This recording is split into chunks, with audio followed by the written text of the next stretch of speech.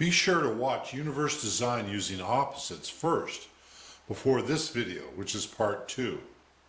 The consciousness predictions to be derived from WLD, weight loss at death, measurements. The higher the weight loss at death, WLD, the higher the thought level, commensurate with observed behavior. This was discussed in the first video. 2. Irrespective of physical weight, size, the more evolved species will have a higher thought level. In other words, if you were to compare a human with a rhinoceros, rhinoceros weighs a few thousand pounds, but it's going to have a much lower thought level because it's going to have a much lower WLD. 3. Within each species, physical weight is a non-factor in determining thought level. In other words, you could have some big strong guy swinging a big sledgehammer and a small woman like Mother Teresa, and she would be operating at a higher thought level. They're both within the same species, and physical weight was a non-factor. 4. The two spectrums to higher thought levels are knowledge gained, intellect, and depth of connection with individual consciousness, love. Now, why would love be important in the universe? Well, think about it. At the conclusion of the big crunch, all consciousness will have to come back to think as one. Yet it'll be separate. It'll be like cells in an orange. So how does consciousness all come back to think as one if there isn't something that connects us at a deeper level? Well, we need something, right? And that something is love. And if you'll notice, the more evolved a species is, the greater its ability to feel love. 5. The higher the thought level of a species, the greater the spectrum of possible WLD readings, with humans having the greatest possible spectrum. That just goes with the territory. The more complex the thought level of a species, the broader the range of possible thought levels. 6. All life forms experience joy and pain equivalent to their thought level.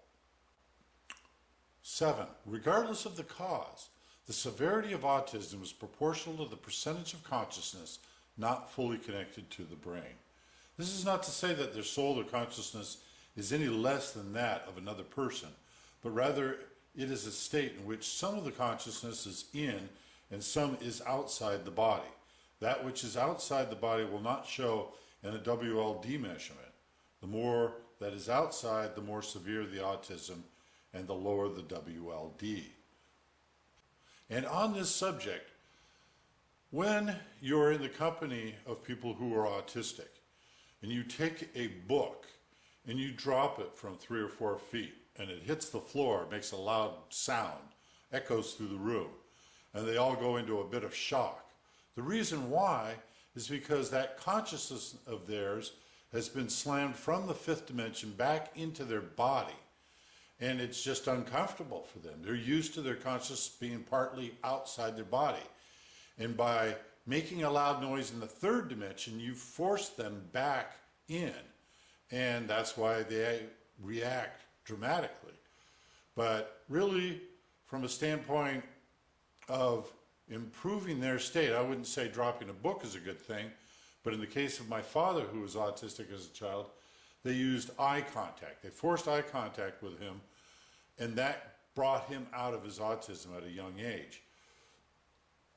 It's, you know, a situation of no pain, no gain. If you're too worried about their reaction, they're not going to come back into this dimension. They're not going to put their consciousness back into the body. The more you force them to put their consciousness back into the body, the better. For example, children that are autistic that have pets often pull out of that autism to a great degree because they were able to connect to the pet. That brought them back to the 3rd dimension, brought the consciousness back into their body. 8. Domesticated dogs and cats will have a higher WLD, weight loss at death, than their feral cousins due to contact with higher thought level species, people. 9. Due to consciousness ascending via intellect and love, much more evolved alien species should not pose a danger. So if we ever make contact with them, it's probably likely that if they came here, they're operating at a much higher thought level. We probably pose a much greater danger to them than the other way around. 10. All cellular life, including laboratory-created life, will fuse with consciousness at some indeterminate pre-birth stage. Remember the movie Blade Runner where they had replicants that had been laboratory created? In that case, they would have had consciousness as well. So that scene at the end where you have Roy and he releases a dove to symbolize his soul leaving, there would have been a soul leaving that body. 11. Due to 1/2 of all the matter in the universe being consciousness, all life forms possess consciousness wherever they may be in the universe. If consciousness prediction number 1, establish with data an ascending order of thought levels in more evolved species, and opposite subverses also proven correct by way of its prediction, the following 12 paradigm shifts will occur. 1. Proof of consciousness confirming a second form of matter. Number 2. Proof of the 5th dimension. 3. Realizing all life forms and gods have the same form of matter as we do, just at different thought compression levels. Remember, your soul is causing a distortion in the fabric of space-time. That space-time is composed of the forces acting on mass and consciousness. So those aspects that are effective with consciousness are applying pressure to your soul. And when you come to a new understanding about something, your consciousness compresses a little bit, then your DNA alters to support that thought level. So they both stay at the same place, same level. 4. Awareness of the symbiotic positive loop evolutionary dynamic between life forms and consciousness. 5. Transition from wondering if the universe is accidental or the result of intelligent design to knowing it's the latter. But it's not quite like people thought. I think what this is the first subverse was something that came about. Exactly how, I don't know. But that first subverse being the one of a peak consciousness. What other way can you put a peak consciousness than but a God, right? Some peak consciousness reached a point where it thought, well, that was interesting. It probably made its way all the way up through all those different thought levels to the God level, right? And then it thought, well, what's another way of doing that which would be more interesting? So then this universe was set up. It's a theater for consciousness to ascend to higher thought levels. We don't remember the different lives we live, but our consciousness builds to higher, more energetic thought levels back to the direction from whence it came. This design, you reach a point where you can't say it's accidental anymore. If you have an energy exchange where consciousness is increasing and mass has entropy, and you can prove that numerically. Now I understand it has to be proven numerically with the first prediction, but I'm saying if the first prediction can be proven correct, then we come to this and we have to reach that point where we say, you know what, it was intelligent design. 6. Knowing how both forms of matter repeatedly expand and contract via the atomic and motic force role switching mechanism. In the Big Bang, weak force switches to strong force. So this is a subverse of the strong force dominant in the nucleus. With the catalyst of near absolute cold and the compression of mass towards a black hole, yet the switch from strong force dominant to weak force dominant saves the mass from compressing into a singularity. You end up with a dense sphere and no fourth dimension. People talk about, oh, you can't see light because of the gravitational force. It would be more accurate to say you can't see light because there is no fourth dimension. There is no medium by which light can travel. 7. Understanding the universe does not expand until it rips apart, then dims out, but instead it's an oscillating universe. 8. Understanding we exist in transition by way of opposite subverses within one universe. 9. Knowing the universe must harbor a life on a scale never before fully understood. Now we know half of the matter in the universe is consciousness in the 5th dimension. That's a lot of consciousness. It needs a lot of life forms to go into. Can't do it all here on Earth. So we understand now from this theory just how much life must be out there. Let's go find it. 10. The convergence of science and theology to more common ground. Generally, what will happen when all these paradigm shifts have sunk in, and it might take 2 or 3 decades to fully sink in, but what you're going to get is you're going to get a more centered viewpoint about what the universe is and the design of it.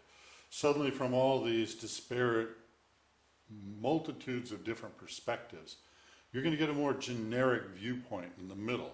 And people will have their own little variations at the edges, but it will be a more generic viewpoint. And that'll be good.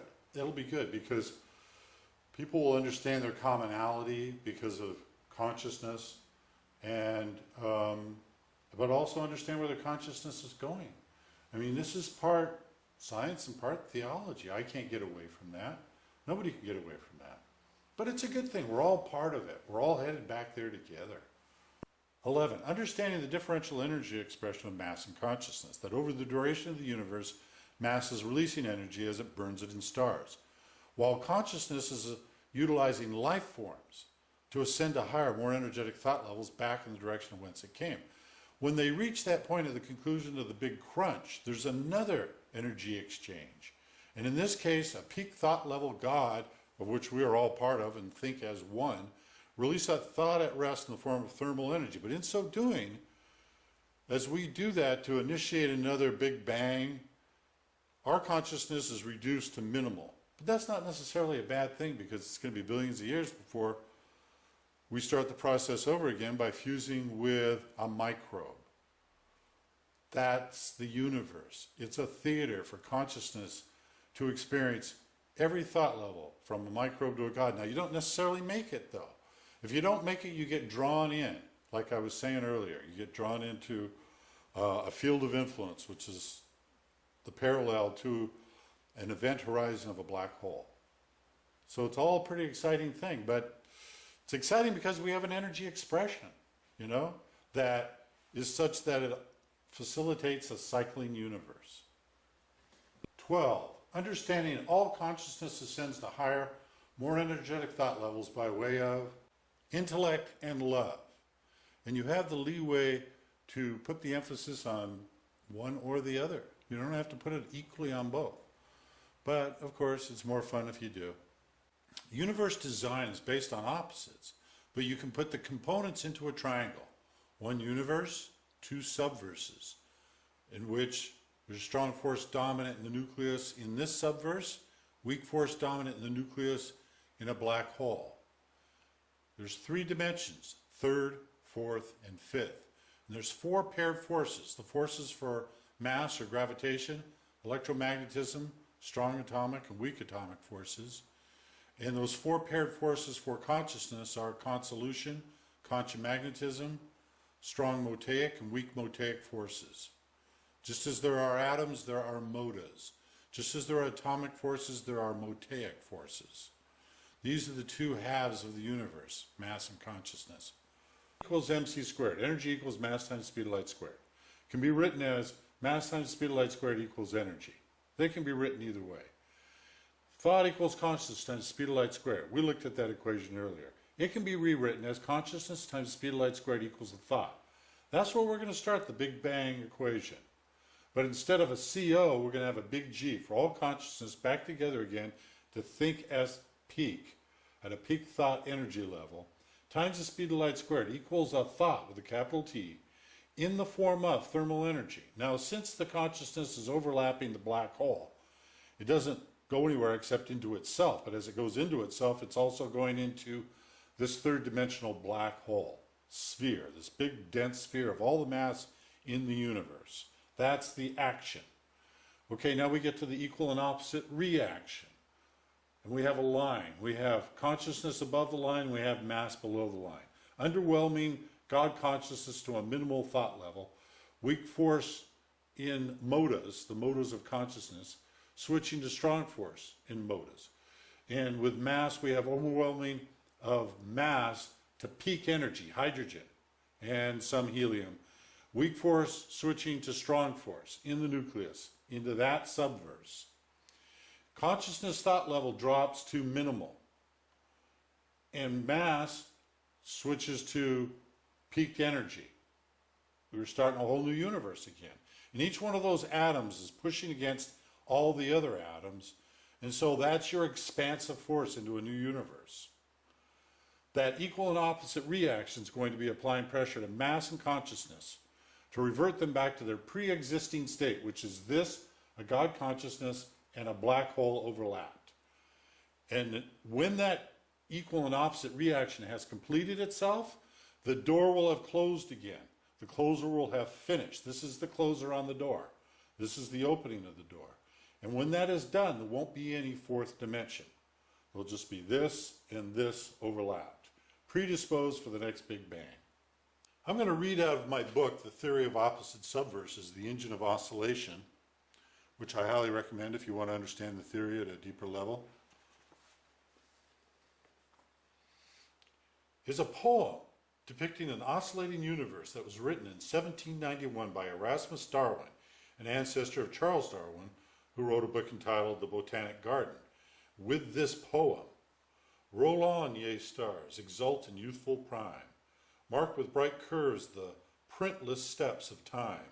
Near and more near your beamy cars approach, and lessening orbs on lessening orbs encroach. Flowers of the sky, yea too, to age must yield, frail as your silken sisters of the field. Star after star from heaven's high arch shall rush. Some sink on suns and systems crush, headlong, extinct, to one dark center fall, and death and night and chaos mingle all.